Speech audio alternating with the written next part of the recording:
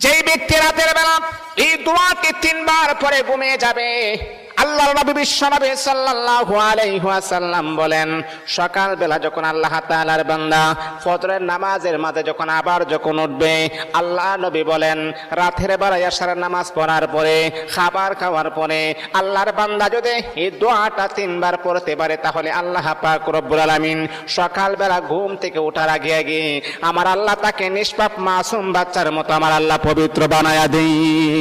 দোয়াটা সবাই আমরা জানি, আমরা সবাই কিন্তু দোয়াটা জানি, কিন্তু আমরা আমল করি না। দোয়াটা হলো আস্তাগফিরুল্লাহাল্লাযী লা ইলাহা ইল্লা হুয়াল হাইয়ুল কাইয়্যুম ওয়া আতুবু ইলাইহি লা হাওলা ওয়ালা কুওয়াতা ইল্লা বিল্লাহিল আলিয়্যিল আযীম।